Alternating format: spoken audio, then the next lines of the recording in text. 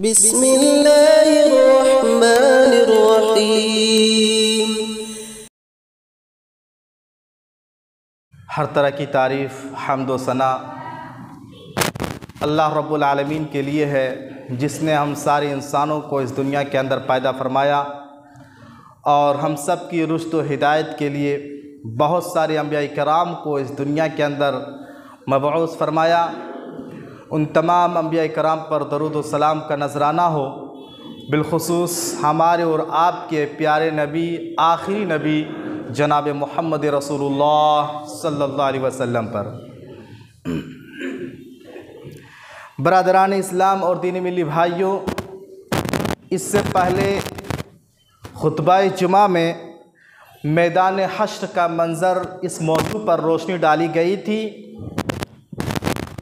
उसी मुनासिबत से आज का मौजू का इंतखाब किया गया है, मैदान हश्र में इज़्ज़त पाने वाले लोग। मेरे भाइयों, जब मैदान महशर कायम होगा, बड़ा होलनाक मंज़र होगा, बड़ा दर्दनाक और खौफनाक और दहशत का माहौल होगा। लेकिन ऐसे माहौल में, ऐसे हौलनाक माहौल में कुछ खुशनसीब लोग होंगे जिन्हें अल्लाह तबारक व तआला उस दिन इज़्ज़त से नवाजेगा।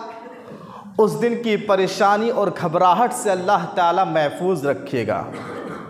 ये कौन लोग होंगे, दुनिया में वो कौन से अमल करके गए होंगे कि अल्लाह तबारक व तआला कल हश्र के मैदान में ये एज़ाज़ और ये इज़्ज़त उन्हें नवाजेगा। आइए आज के खुतबा जुमा में हम जानेंगे। अल्लाह रब्बुल आलमीन से दुआ कीजिए, अल्लाह ताला मुझे सच और हक़ कहने की तौफ़ीक़ दे और हम सब को इन बातों पर ज़्यादा से ज़्यादा अमल करने की तौफ़ीक़ अता फ़रमाए, आमीन। मेरे भाइयों, सबसे पहली बात याद रखिए कि वो दिन बड़ा घबराहट का दिन होगा, दहशत का माहौल होगा, हौलनाक मंज़र होगा और 50,000 साल का दिन एक दिन होगा।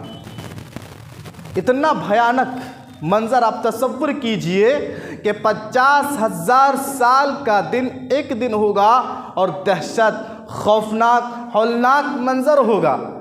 ऐसे माहौल में कुछ ऐसे खुशनसीब होंगे जिन्हें अल्लाह तबारक व तआला उस दिन की घबराहट से महफूज रखेगा।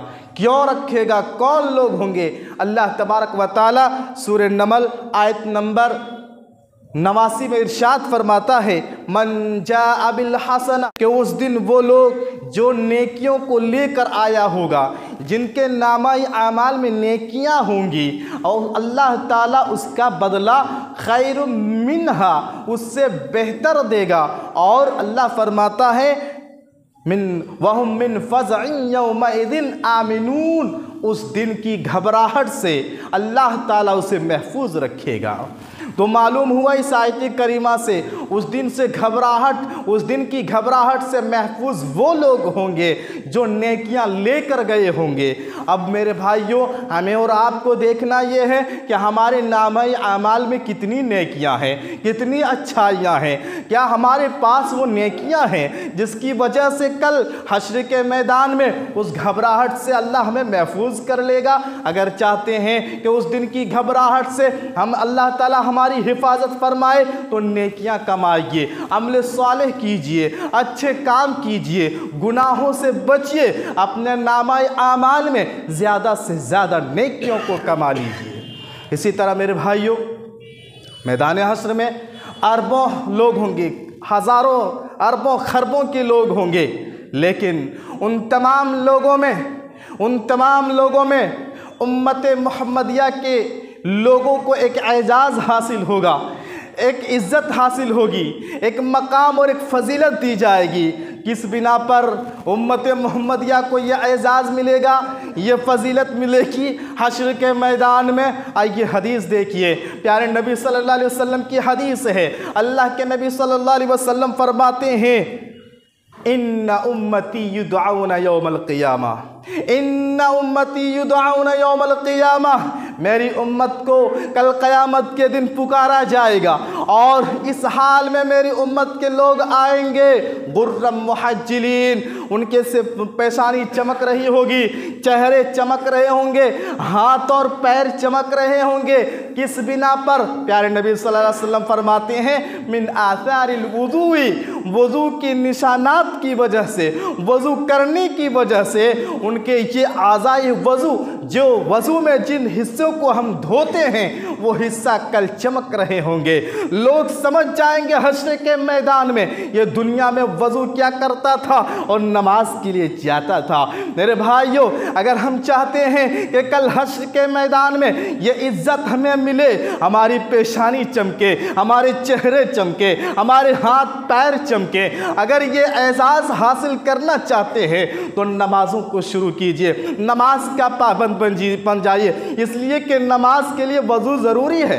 बग़ैर वज़ू की नमाज नहीं होगी, बग़ैर वज़ू की नमाज नहीं हो सकती है।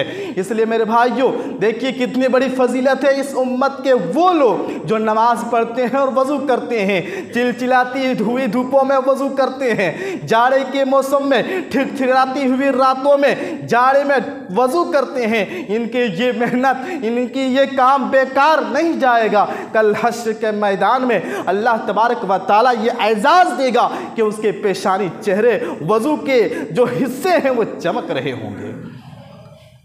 और वज़ू के ताल्लुक़ से एक बात ये भी याद रखिए मेरे भाइयों, जब बात आई है तो ये भी जान लीजिए कि वज़ू अपने घर से करके आना यह ज़्यादा अफजल है। इंसान अगर अपने घर से वज़ू करके आता है तो ये फजीलत है कि एक कदम पर उसका एक दर्जा बुलंद होता है और एक कदम पर उसके एक ख़ता माफ़ होती है, एक गुनाह माफ़ होता है, एक गुनाह झड़ता है। अल्लाह अकबर, कितनी बड़ी फजीलत है। अगर हम वज़ू घर से करके आते हैं, हमारा कोई कदम बेकार ना जाएगा, हर कदम पर हमारे लिए फ़ायदा है। एक कदम पर नेकी तो दूसरे कदम पर गुनाह माफ़ है। इसलिए कोशिश कीजिए कि हम जब नमाज के लिए आए तो वज़ू घर से करके आए ताकि ये फजीलत हमें मिल जाए, ये मकाम हमें मिल जाए। बहरहाल कहने का मतलब ये है कि हश्र के मैदान में वज़ू की वजह से वज़ू के निशानात चमक रहे होंगे। इसी तरह मेरे भाइयों, 3 चीज़ें हैं, 3 बातें हैं कि इंसान इन 3 चीज़ों को कर ले दुनिया के अंदर तो अल्लाह तबारक व तआला कल हश्र के मैदान में अल्लाह ताला वहाँ की परेशानियों से, वहाँ की अज़ियतों से, वहाँ की तकलीफ़ों से अल्लाह ताला उसकी हिफाजत फरमाएगा। ये क्या 3 आमाल हैं, ये कौन से 3 चीज़ें हैं? हदीस देखिए, अल्लाह के नबी सल्लल्लाहु अलैहि वसल्लम फरमाते हैं, पहली बात, मन नफ़्फ़सा अन मुमिनिन कुर्बतन, कि जिसने किसी मोमिन को परेशानी से दूर किया, जिसने किसी मोमिन, परेशान मुसीबत ज़दा मोमिन को मदद की, उसकी परेशानी को दूर किया, अल्लाह तबारक व तआला क़यामत के दिन उसके परेशानियों में से कोई परेशानी दूर करेगा। कोई मुसीबत ज़दा है, बीमार है, उसके पास पैसा नहीं इलाज के लिए, आपने इलाज करवाया। कोई भूखा है, खाना नहीं है, आपने उसे खाना खिलाया। कोई बरहना है, लिबास नहीं है, आपने उसे लिबास अता किया। घर नहीं है, रहने के लिए आपने घर का इंतजाम कर दिया। जिस किसी ने किसी मोमिन की मुसीबत को दूर कर दी, प्यारे नबी फरमाते हैं कल क़यामत के दिन उसकी मुसीबतों और परेशानियों में से कोई परेशानी अल्लाह ताला दूर फरमा देगा। दूसरी बात, अल्लाह के नबी सल्लल्लाहु अलैहि वसल्लम फरमाते हैं, मन यस्सरा अला मुसिरिन यस्सरल्लाहु अलैहि फी दुनिया वल आखिरा, कि जिसने किसी तंग दस्त के साथ आसानी की, अल्लाह ताला दुनिया और आखिरत में उसके साथ आसानी फरमाएगा, आसानी का मामला करेगा। आप यूँ समझें कि एक इंसान है जिसने किसी से कर्ज ले लिया है। अब कर्ज तो ले लिया है लेकिन बेचारा मजबूर हो चुका, उसके पास आमदनी के ज़राए नहीं हैं, वो मजबूर है, तंगदस्त है। ऐसे सूरत में शरीयत कहती है कि उसे मोहलत दो, उसे छूट दो, उसके लिए आसानी करो। और जो ऐसे मजबूर की, ऐसे तंगदस्त की आसानी करता है, अल्लाह के नबी फरमाते हैं दुनिया और आखिरत में अल्लाह ताला उसके लिए आसानी अता फरमाता है। वहीं ये बात भी याद रहे कि जिसने कर्ज लिया है, इस्तिताअत के बाद बाद अगर वापस ना लौटाए, कर्ज तो ले लिया है, इनकम उसके पास आ रहा है, उसके पास माल है, और इसके बावजूद भी कर्ज को वापस ना करे, यह बहुत बड़ा बोझ है, यह बहुत बड़ा गुनाह है, यह बहुत बड़ा बोझ है। और यह ऐसा बोझ है, यह ऐसा बोझ है कि इंसान अगर अपनी जिंदगी में नहीं वापस करता है, हमारी शरीयत कहती है मरने के बाद उसका जो माल है, पहले उसके माल से उसका कर्ज अदा किया जाएगा। ये इतना बड़ा बोझ है। तो देखिए, कहने का मतलब यह है कि हश्र के मैदान में अल्लाह ताला उस इंसान के साथ आसानी का मामला फरमाएगा जो दुनिया में किसी तंग दस्त के साथ आसानी फरमाएगा, किसी मजबूरी के साथ आसानी अता फरमाएगा। और तीसरी बात, अल्लाह के नबी सल्लल्लाहु अलैहि वसल्लम फरमाते हैं, मन सतरा मुस्लिमन, कि जिसने किसी मुसलमान की ऐबों पर पर्दा डाला, जिसने किसी मुसलमान की ऐब को पर्दा पोशी की, कल क़यामत के दिन अल्लाह तबारक व तआला उसके ऐबों पर पर्दा डालेगा। अल्लाह अकबर, कितनी बड़ी फजीलत है, कितना बड़ा मकाम है। इसलिए मेरे भाइयों, अगर हम चाहते हैं कल हश्र के मैदान में जो बड़ा घबराहट का माहौल होगा, बड़ा दहशत का माहौल होगा, ऐसे मौके पर अगर उस दिन की घबराहट से हिफाजत चाहते हैं, उस दिन की परेशानी से निजात चाहते हैं, और ये चाहते हैं कि हमारा ऐब उस दिन अल्लाह ताला हमारे ऐबों पर पर्दा डाल दे, तो मुसलमानों के ऐबों पर पर्दा डालना सीखिए और तंगदस्त की मदद कीजिए, और तंग मुसीबत ज़दा की मदद कीजिए, तंगदस्त के साथ आसानी का मामला कीजिए। इसी तरह मेरे भाइयों, एक मशहूर हदीस है, जिन्हें आपने बारहा सुना है, कि जिसमें अल्लाह के नबी सल्लल्लाहु अलैहि वसल्लम ने फरमाया कि 7 किस्म के ऐसे लोग होंगे कि उस दिन जब सूरज करीब होगा, गर्मी की तपिश होगी, गर्मी की हरारत होगी, लोग परेशान होंगे, नफ्सी नफ्सी के आलम होंगे, अपने पसीनों में लोग शराबोर होंगे। ऐसे मौके पर अल्लाह के नबी फरमाते हैं, 7 किस्म के लोग ऐसे होंगे जिन्हें अल्लाह ताला अपने अर्श का साया उन्हें जगह देगा। कोई साया ना होगा उस दिन, ना कोई छत होगी, ना साया देने वाली कोई चीज होगी, अल्लाह का अर्श होगा, अर्श का साया होगा। लेकिन ऐसे कुछ 7 किस्म के लोग होंगे जिन्हें अल्लाह ताला अपने अर्श के साए में जगह देगा। पहले किस्म के कौन लोग होंगे? प्यारे नबी सल्लल्लाहु अलैहि वसल्लम फरमाते हैं, अल इमामुल आदिलुन, अल इमामु आदिलुन, हुक्मरा, आदिल हुक्मरा, इंसाफ करने वाला हाकिम, इंसाफ करने वाला काजी। दुनिया में जब फैसला करता हो तो इंसाफ के दामन को पकड़ के रखता हो, ना इंसाफी ना करता हो। मेरे भाइयों, जो ऐसा हाकिम और काजी है, इंसाफ करने वाला, प्यारे नबी फरमाते हैं कल हश्र के मैदान में अल्लाह ताला ये एजाज देगा कि अल्लाह अपने अर्श के साए में उसे जगह देगा। और दूसरी किस्म के वो लोग, प्यारे नबी सल्लल्लाहु अलैहि वसल्लम फरमाते हैं, शाबुन नशा फी इबादतिल्लाह, वो जवान जिसने अपनी जवानी को अल्लाह की इबादत में गुजारा, जिसने अपनी जवानी को अल्लाह की इबादत में गुजारा। मेरे नौजवान भाइयों, गौर करने की बात है कि अल्लाह ताला उस दिन जब कोई साया ना होगा, उस दिन अल्लाह ताला ऐसे जवानों को साया नसीब फरमाएगा जिसने अपनी जवानी को अल्लाह की इबादत में गुजारा। अफसोस होता है आज के मुस्लिम नौजवानों पर, आज के मुस्लिम नौजवान बेराहरवी के शिकार हैं, आज के मुस्लिम नौजवान दीन से बेजार होते जा रहे हैं, आज के मुस्लिम नौजवान दीनी आमाल से, दीनी अखलाक से, दीनी किरदार से दूर होते जा रहे हैं। मेरे नौजवान भाइयों, अगर मेरी आवाज़ नौजवान बहनों तक जाती हो तो उनसे भी मैं यही कहना चाहूँगा, ये जवानी दोबारा लौट कर नहीं आती है, ये जवानी दोबारा लौट कर आने वाली नहीं है। जवानी की अहमियत को समझिए, जवानी की अल्लाह की बहुत बड़ी नेमत है, इस नेमत की कद्र कीजिए, इस जवानी को अल्लाह की इबादत में गुजारिए, और कल हश्र में अल्लाह का अर्श का साया अपने हिस्से में लाइए। अगर हम जवानी को अल्लाह की इबादत में गुजारते हैं तो ये मकाम कल मिलेगा। अफसोस देखो मुस्लिम नौजवानों को, चाहे लड़का हो चाहे लड़की हो, किस कदर बेराहरवी के शिकार हैं, किस कदर दीन से भटके हुए हैं, किस कदर नमाजों से गाफिल हैं, कुरान ईमान से दूर हैं, आमाल से दूर हैं। और ख़ास कर देखो, जब से ये मोबाइल आया है, जब से ये मोबाइल आया है, इसका गलत इस्तेमाल ने आज नौजवान नस्लों को, नौजवान लड़के लड़कियों को आज बेरारवी के शिकार पर ले आया है, बेरारवी की राह पर ले आया है। आज नौजवानों को मोबाइल अगर आप देखेंगे, ये इंस्टाग्राम, ये फेसबुक, ये यूट्यूब, आज इन चीज़ों के गलत इस्तेमाल से हमारे मुस्लिम नौजवान लड़के लड़कियां बर्बाद हो गए हैं। उनकी सेहत बर्बाद हो रही है, ईमान बर्बाद हो रहा है, सेहत, ईमान, अमाल सब बर्बाद हो रहे हैं। लेकिन इसके कोई टेंशन नहीं, कोई फिक्र नहीं। मेरे नौजवान भाइयों, मेरे नौजवान बहनों, अगर आप तक भी आवाज़ जाती है, याद रखो, प्यारे नबी फरमाते हैं, शाबुन नशा फी इबादतिल्लाह, जिसने अपनी जवानी अल्लाह की इबादत में गुजारा, अल्लाह ताला कल अर्श के साए में जगह देगा। मेरे नौजवान भाइयों, मैं आपसे पूछना चाहता हूँ, अल्लाह रब्बुल आलमीन ने आपको ये ज़िंदगी दी, अल्लाह ताला ने ये आपको सांस दिया, ये ज़िंदगी, ये बॉडी और ये हट्टा कट्टा सेहत, ये अच्छी सेहतमंदी, बताओ 24 घंटे में कितने बार अल्लाह को याद करते हो? कितने बार अल्लाह को याद करते हो? कितने टाइम अल्लाह की इबादत करते हो? मेरे भाइयों, इस तसव्वुर को हटा दीजिए सोच जहन से। आज अक्सर नौजवानों की सोच ये है कि अभी ज़िंदगी बहुत लंबी है, अभी हम मरने वाले नहीं हैं, अभी तो हमारी उम्र 15 साल है, 20 साल है, 25 साल है, 30 साल है, अभी हम मर नहीं सकते।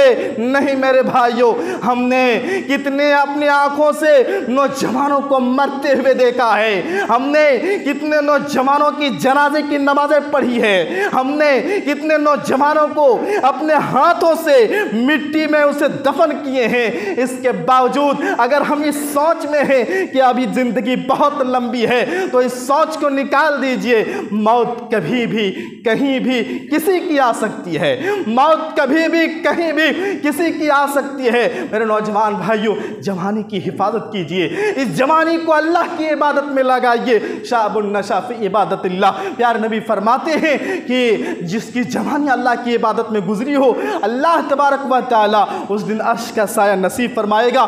तीसरे किस्म के लोग, प्यारे नबी सल्लल्लाहु अलैहि वसल्लम फरमाते हैं, वरजुलुन क़ल्बुहु, जिसका दिल मस्जिद में लगा रहे, जिसका दिल मस्जिद में लटका रहे। एक नमाज खत्म हो गई, दूसरी नमाज की टेंशन लगी हो, एक नमाज खत्म हुई, दूसरी नमाज की फिक्र हो, मस्जिद में आए तो दिल सुकून महसूस करता हो, मस्जिद से बाहर जाए तो मस्जिद का टेंशन दिन में हो कि कब अल्लाह का घर जाए और सुकून हासिल करें। जिसका दिल मस्जिदों से लगा हुआ हो, नमाजों की फिक्र हो, मस्जिद को इबादतों से आबाद करने की फिक्र हो, कल क़यामत के दिन ये एजाज नसीब होगा उन्हें, अल्लाह अर्श के साए में जगह देगा। आज हमारे दिलों में अल्लाह की घर की मोहब्बत के बजाय दुनिया की मोहब्बत आ चुकी है।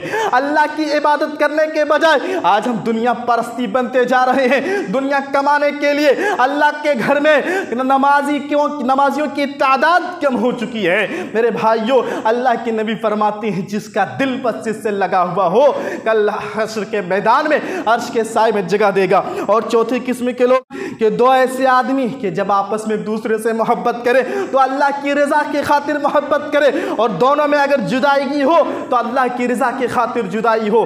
तो ऐसे लोगों को भी अल्लाह ताला हश्र के मैदान में अर्श का साया उन्हें नसीब फरमाएगा। और पांचवें किस्म के लोग, अल्लाह के नबी फरमाते हैं, वो लोग जिन्हें मालदार घराने की औरत, खूबसूरत औरत अपनी बदकारी की तरफ दावत दे, ज़िनाकारी की तरफ दावत दे, और वह आदमी कह दे, इन्नी अखाफुल्लाह, मैं अल्लाह से डरता हूँ, मैं अल्लाह से डरता हूँ।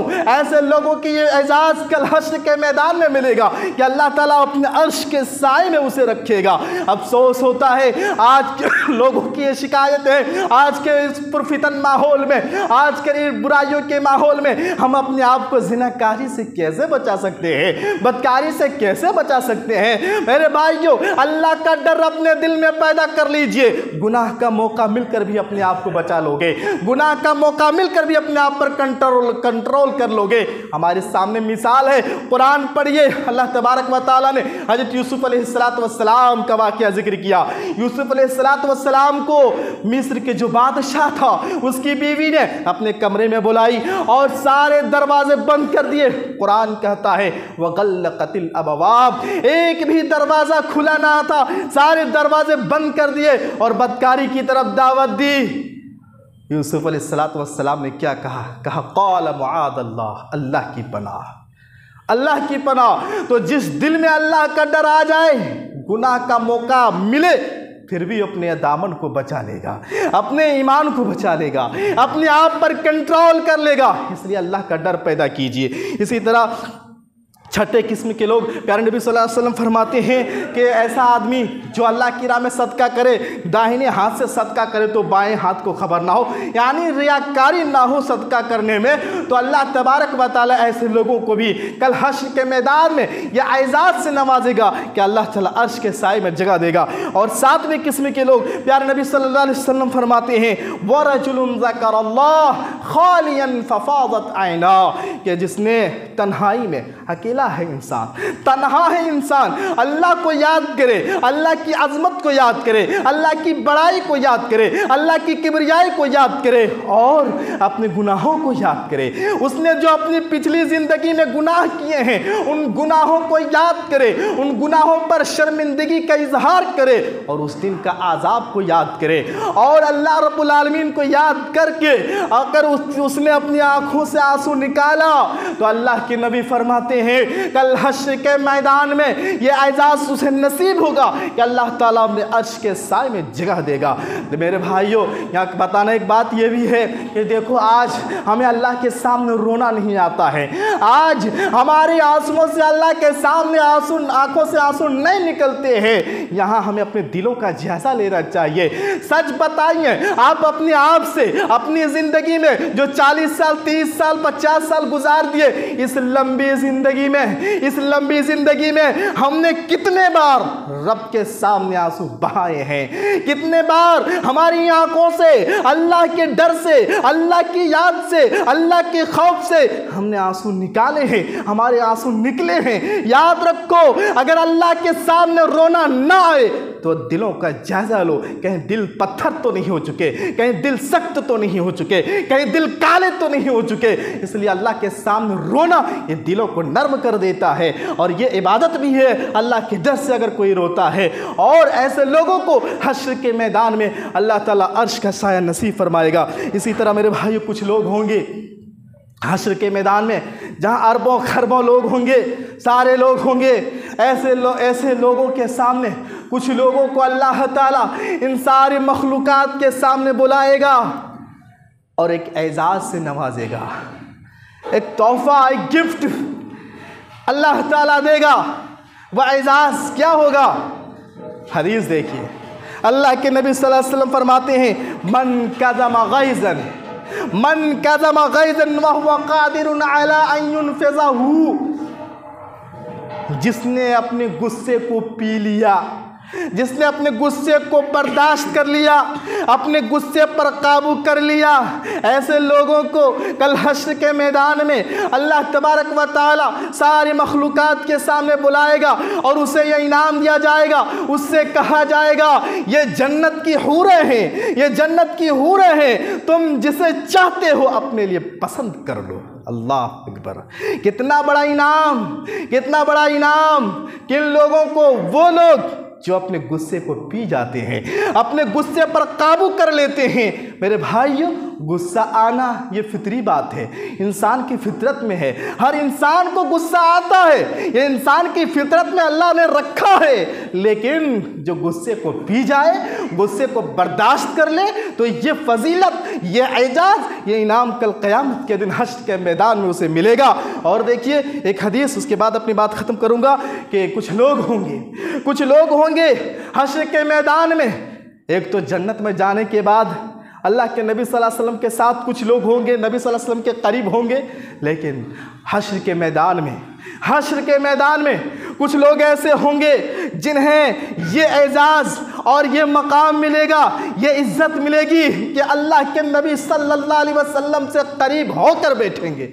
अल्लाह अकबर! नबी सल्लल्लाहु अलैहि वसल्लम के करीब होकर बैठेंगे। कौन लोग होंगे? कौन अमल करके गए होंगे? वो कौन अमाल हैं कि जिनकी वजह से अल्लाह ताला उस दिन नबी सल्लल्लाहु अलैहि वसल्लम के करीब बैठाएंगे? हदीस देखिए, प्यारे नबी सल्लल्लाहु अलैहि वसल्लम फरमाते हैं इन्ना मिन अहिब्बिकुम इलैया अक़रबकुम, कि तुम में से सबसे ज़्यादा महबूब और मुझसे मेरे करीब बैठने वाले वो लोग होंगे अहासिनुकुम अखलाका, अहासिनुकुम अखलाका, तुम में से जिसके अखलाक सबसे अच्छा हो, जिसका किरदार सबसे अच्छा हो, जिसके कैरेक्टर सबसे अच्छा हो, कल हश्र के मैदान में अल्लाह के नबी सल्लल्लाहु अलैहि वसल्लम से करीब होकर बैठेंगे। कितनी बड़ी बात है, कितनी बड़ी बात है। इसलिए मेरे भाइयों, अगर हश्र के मैदान में ये एजाज़ हासिल करना चाहते हैं, ये इज़्ज़त कमाना चाहते हैं, ये फजीलत हासिल करना चाहते हैं, तो अपने अखलाक को सुधारिए, अपने अखलाक को सुधारिए। हमारे अखलाक और कैरेक्टर कैसा होना चाहिए? अल्लाह ताला फरमाता है लक़द कान लकुम फ़ी रसूलिल्लाहि उसवतुन हसना। जैसे नबी सल्लल्लाहु अलैहि वसल्लम के अखलाक थे वैसे हमारे अखलाक होना चाहिए। हर मामले में हमारा अखलाक, चाहे लेन देन का मामला हो, चाहे शादी ब्याह का मामला हो, चाहे बोल चाल का मामला हो, चाहे रहन सहन का मामला हो, ज़िंदगी की हर शौबे में, ज़िंदगी की हर मोड़ में हमें नबी करीम सल्लल्लाहु अलैहि वसल्लम के अखलाक को अपना है। और यकीनन जिसके अखलाक अच्छे होंगे, दूसरी हदीस में आता है कल क़यामत के दिन इंसान का जब अमाल तोला जाएगा तो हुस्न अखलाक से भारी कोई अमल ना होगा, हुस्न अखलाक से भारी अमल कोई अमल ना होगा। जिसके अखलाक सबसे अच्छे होंगे उसके पल्ले सबसे भारी होंगे उस दिन, कल क़यामत के दिन। इसलिए हम मुसलमान हैं, एक मुसलमान की तरह ज़िंदगी गुजारने की कोशिश कीजिए। हमारे नबी की सीरत को पढ़िए, जिंदगी को पढ़िए, सहाबा किराम की जिंदगी पढ़िए, वो लोग कैसे जिंदगी गुजारते थे वैसे जिंदगी गुजारेंगे तो दुनिया में भी कामयाबी, आखिरत में भी कामयाबी। और जहां हम उससे हटकर जिंदगी गुजारे, वक्ती तौर पर दुनिया में हमें कुछ फायदे मिल सकते हैं, वक्ती तौर पर हम कुछ अच्छे हो सकते हैं, लेकिन कल आखिरत में अच्छे नहीं हो सकते हैं। इसलिए मेरे भाइयों, कहने का मतलब यह है कि हश्र के मैदान में इज्जत पाना चाहते हैं, मकाम हासिल करना चाहते हैं, जहाँ दहशत का माहौल होगा, खौफनाक मंजर होगा, हौलनाक मंजर होगा, ऐसे में अगर इज्जत चाहते हैं, अल्लाह की मदद चाहते हैं, परेशानियों से हिफाजत चाहते हैं, तो अभी जो बातें बताई गई है उस पर अमल करने की कोशिश करें। अल्लाह रब्बुल आलमीन से दुआ कीजिए, अल्लाह रब्बुल आलमीन हमने जो भी बातें कही हैं, अल्लाह ताला इन बातों पर सबसे पहले मुझे अमल करने की तौफीक दे। या परवरदिगार, फिर मुझ कहने और सुनने वालों को सबको इस पर ज़्यादा से ज़्यादा अमल करने की तौफीक अता फरमा। या परवरदिगार, जब तक तू दुनिया में रख, अल्लाह ईमान और अक़ीदे तौहीद पर कायम रख। और अब फिर मैं आपसे कहूँगा कि अल्लाह रब्बुल आलमीन से दुआ कीजिए उन मुसलमान भाइयों के लिए जो आज भी देखिए फ़िलिस्तीनियों में किस कदर उनके ऊपर जुल्म ढाए जा रहे हैं। आज वो मजलूम है लेकिन हमें एहसास नहीं है, हमें उसकी कोई फिक्र नहीं है। हम वहाँ जाकर कुछ नहीं कर सकते, लेकिन इतना तो कर सकते हैं, रात में उठकर तहज्जुद की नमाज में अपने सजदे अल्लाह के सामने रखकर उन मुसलमान भाइयों के लिए, वहाँ के मासूम बच्चों के लिए, वहाँ की मासूम बहनों के लिए, वहाँ की औरतों के लिए, उस मुल्क के लिए, उस मुक़द्दस ज़मीन के लिए, उस फ़िलिस्तीन के लिए हम आंसू तो बहा सकते हैं रब के सामने। हम अल्लाह से मांग तो सकते हैं, अल्लाह की मदद तो मांग तो सकते हैं, लेकिन हमारे पे हिस्से इतनी है कि हमारी गफलत में, हमारे दिलों पर गफलत का चादर पड़ा हुआ है, दुनिया की मोहब्बत का चादर पड़ा हुआ है। मेरे भाइयों, उन मुसलमानों को कभी दुआ में याद रखिए, उनके लिए दुआई कीजिए। अल्लाह रब्बुल आलमीन पूरी उम्मत को, अल्लाह तू हर तरह की परेशानियों से हिफाजत फरमा, हर मुसलमानों की तू मदद फरमा। या परवरदिगार, जो भी परेशान है उनकी परेशानियों को तो दूर कर, और जब तक इस दुनिया में रख, ईमान, अक़ीदे तौहीद, अमल सालिह पर जिंदा रख, और जब हम सब का खात्मा हो तो ईमान बिल खैर और कलमा ला इलाहा इल्लल्लाह पर हो।